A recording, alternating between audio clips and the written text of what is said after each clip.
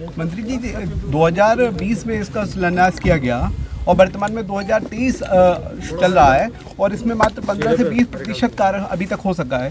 तो क्या उम्मीद करते हैं लगभग कब तक ये कार्य पूरा हो सकेगा? नहीं, यहाँ पे जहाँ पे हम लोग हैं जी, ये मुरादाबाद का अटल आवासीय विद्यालय जो निर्माणाधीन है यहाँ पर है और इसकी जो प्रगति है वो 15% से भी कम है। हर महीने श्रद्धेय मुख्यमंत्री जी समीक्षा करते हैं अटल आवासीय विद्यालयों का। सरकार का संकल्प है कि इस वर्ष हम सत्र का प्रारंभ जरूर कर देंगे। प्रगति एकदम से संतोषजनक नहीं है। कल ही मुख्यमंत्री जी ने समीक्षा किया है। आज मैं बरेली अटल आवासीय विद्यालय और मुरादाबाद दोनों का निरीक्षण मैं किया हूँ। एक ही ठेकेदार द्वारा ये दोनों विद्यालय बनाए जा रहे हैं। रिपोर्ट कल मैं नोडल एजेंसी से भी मंगाऊंगा, अपने विभाग की भी रिपोर्ट मंगाऊंगा। आज मैं भी जितना देखा हूं उस लिहाज पर मैं ये कह सकता हूं कि किसी भी सूरत में जानबूझकर अगर लापरवाही अगर सामने आई तो सख्त कदम उठाएंगे। कॉन्ट्रैक्टर को ब्लैक लिस्ट करने में भी परहेज नहीं करेंगे और भी अगर कोई कानूनी कार्रवाई करनी पड़ी तो उससे भी पीछे नहीं हटेंगे। ये किसी भी प्रकार से इस तरह का व्यवहार क्षम्य नहीं है। पैसे की कमी नहीं है। हम एडवांस पैसा दे के रखे हैं। अब मजबूरी में हमें बरेली के बच्चों को भी और मुरादाबाद के बच्चों को भी हमें दूसरे अटल आवासीय विद्यालयों में शिफ्ट करना पड़ेगा। सत्र तो इस बार प्रारंभ होने जा रहा है। बाकी पूरे प्रदेश के 16 अटल आवासीय विद्यालय फिनिशिंग स्थिति में हैं। अप्रैल मई तक हैंडओवर हो जाएंगे। बाकी प्रक्रिया बहुत तेजी से हम लोग चला रहे हैं। हमारे जो श्रमिक के बच्चे हैं और जो अनाथ बच्चे हैं उनके जीवन को बेहतर बनाने का, उनके पठन पाठन की व्यवस्था को सुनिश्चित करने का, नवोदय के तर्ज पर अटल आवासीय विद्यालय को संचालित करने का सरकार ने फैसला किया है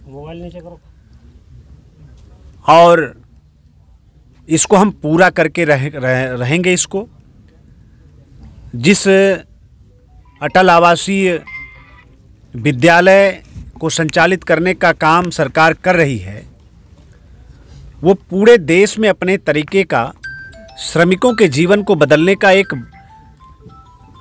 बहुत ही प्रशंसनीय काम सरकार ने ये किया है। चारों तरफ इसकी प्रशंसा हो रही है और अगर इसमें कोई लापरवाही करता है तो कहीं से भी ये क्षम्य लायक नहीं है।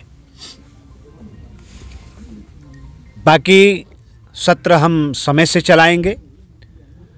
देश और दुनिया में जो अच्छी शिक्षण संस्था चलाने वाले लोग हैं उन लोगों को हम लोग आमंत्रित कर रहे हैं। हमारे सैनिक विद्यालयों के जो सेवानिवृत्त हमारे प्राचार्य हैं, हमारे शिक्षक हैं, हम उनको भी आमंत्रित कर रहे हैं।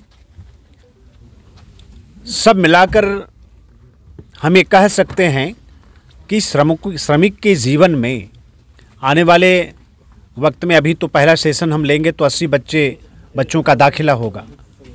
उसके बाद ये 1000 की संख्या यहाँ पर रहेगी। कितना मजबूत इंफ्रास्ट्रक्चर के साथ ये विद्यालयों का निर्माण हो रहा है।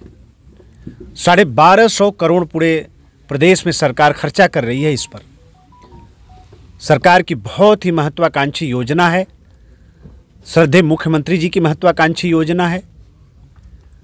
इसको समय से इसको संचालित करना, इसके सत्र को प्रारंभ करना हमारे लिए चुनौती है और उसको हम स्वीकार करते हैं। और किसी भी सूरत में जुलाई से नए सत्र को हम लोग शुरू कर लेंगे। तो क्या इस संबंध में कोई जांच के आदेश दिए जाएंगे जो कार्य प्रगति? अब जांच तो मैं आके देख ही रहा हूं। एक रिपोर्ट जो नोडल एजेंसी है उससे कल शाम तक मैं मंगाऊंगा और हमारा जो विभाग है, हमारे जो श्रम विभाग के हमारे जो वरिष्ठ अधिकारी हैं, डीएलसी हैं, उनकी रिपोर्ट मंगाऊंगा। और आज मैं देख के जा रहा हूं। लखनऊ में शासन के लोग बैठेंगे और निर्णय लेंगे। मंत्री जी, जैसे इसकी बाउंड्री नहीं हो रही है और यहाँ की रोड भी खराब है, तो अगर कोई अप्रिय घटना घट गई तो उसका जिम्मेदार कौन? ठेकेदार? बिल्कुल जिम्मेदार हैं, बिल्कुल जिम्मेदार हैं। क्योंकि बाउंड्री तो पहले होनी चाहिए थी इसके बनने से पहले। मैं क्या कह रहा हूं कि सरकार एडवांस पैसा हम दे रखे हैं, पैसे की कहीं कोई कमी नहीं है और उसके बाद भी अगर जानबूझकर कोई लापरवाही करे तो उसको किसी भी सूरत में क्षमा नहीं किया जा सकता।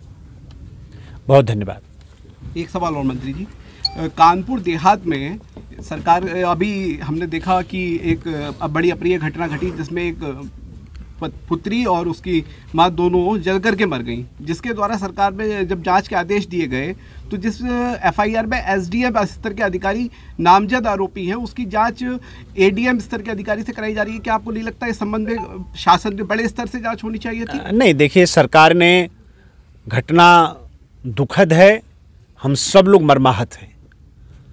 श्रद्धेय मुख्यमंत्री जी ने स्वयं संज्ञान लेते हुए उप मुख्यमंत्री ब्रजेश पाठक जी को तुरंत घटनास्थल पर भेजा।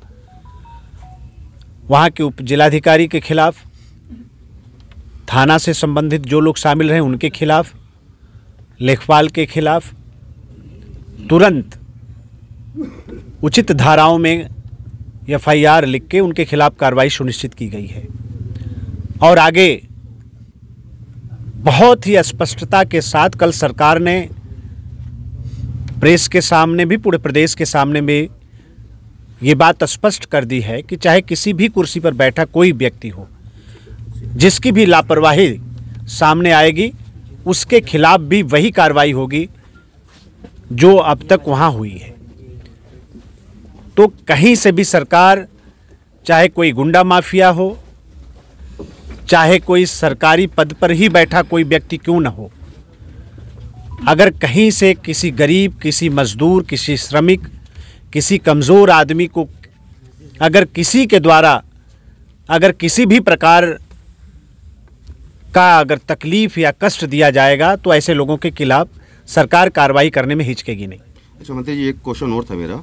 यहाँ पर जैसा कैंटीन चल रही है, मैं अभी कैंटीन के अंदर गया था, वहाँ पर जैसा आटा वगैरह सब खुला हुआ रखा हुआ है और इसकी चारों दीवारी नहीं है, तो क्या ये कैंटीन वाले रजिस्टर्ड हैं?